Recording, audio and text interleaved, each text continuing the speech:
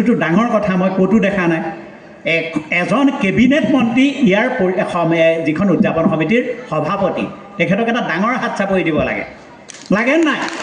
কাৰণ কোনজন মন্ত্ৰীয়ে এনেকুৱা এখন ভেঞ্চাৰ কলেজ বুলি কৈছোঁ মই, তাত সভাপতিত্ব হৈ কলেজখনক হাতত ৰাখিছে? কিয় ৰাখিছে? কলেজখনৰ ভৱিষ্যত উন্নতিৰ চিন্তা কৰিছে।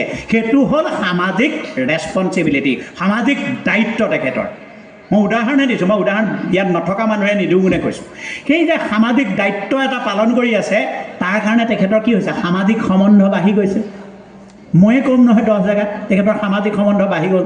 আৰু সামাজিক সম্বন্ধ বঢ়াৰ লগে লগে সেই মানুহজনে এটা সময় আহিব যিটো সময়ত তেওঁ অকলশৰীয়া অনুভৱ নকৰে। এইবোৰ শিক্ষাৰ কথা যায়, অকলশৰীয়া অনুভৱ তেওঁ নকৰে।